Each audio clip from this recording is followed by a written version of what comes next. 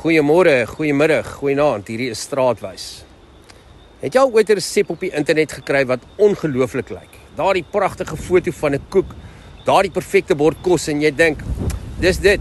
Hierdie keer gaan ek soos 'n masterchef lyk.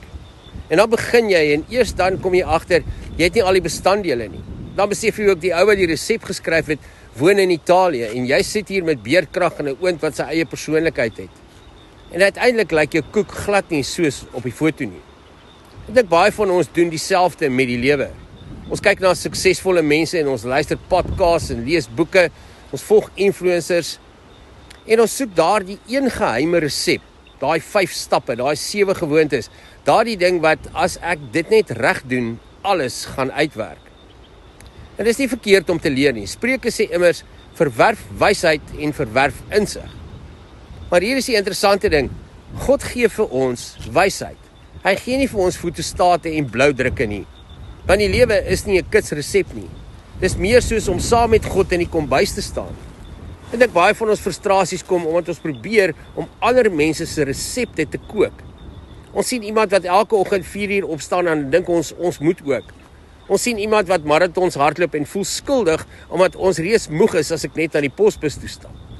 Ons sien iemand wat miljoene maak en probeer presies dieselfde ding doen. Maar ons vergeet dat hulle gawes, persoonlikhede, ondervindings en selfs hulle mislukkings deel van hulle resepte is. Jy probeer dalk iemand anders se brood bak met jou eie bestanddele. God het nie kopieë gemaak nie, hy het oorspronklikes gemaak. Dalk is dit waarom Jesus so min kits antwoorde gegee het. Hy het nie gesê, hierdie is die 10 maklike stappe na sukses toe nie. Hy het eenvoudig gesê, volg my. Dis 'n verhouding, nie 'n formule nie. Prediker sê vir alles is daar 'n tyd, nie 'n resep nie, 'n tyd. Want wat vir iemand anders werk dalk glad nie vir jou nie en is dalk nie gemaak vir jou nie.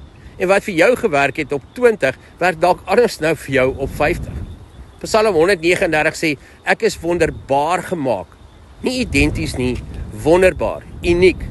Jy mag leer by ander, jy mag luister, jy mag mentors hê, maar mentors gee rigting, hulle gee nie jou identiteit nie. Maar selfs die beste resepte moet aangepas word vir die kombuis waarin jy staan. En miskien is dit die geheim. Hou op soek na die resepte van die lewe, soek eerder na wysheid, soek na leiding, soek na groei, soek na skills wat jy kan toepas, en bou dan jou eie lewe.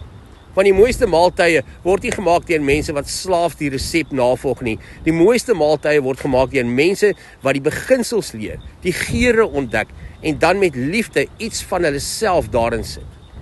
En miskien is dit ook die resep van die lewe, dat daar nie een is nie. Daar is net hierdie dag, hierdie oomblik, hierdie lewe. En 'n God wat nie vir jou 'n boek vol formules en bloudrukke gegee nie, maar sy hand uitsteek en sê, kom stap saam met my. Want uiteindelik is die doel van die lewe nie om iemand anders se resep perfek na te maak nie. Dis om saam met God as 'n chef te leer kook.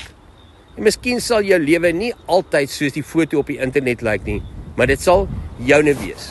En dit, my vriend, is dalk die mooiste resep van almal. Ek hoop jou dag is lekker en tot ons weer saam stap. Mooi loop.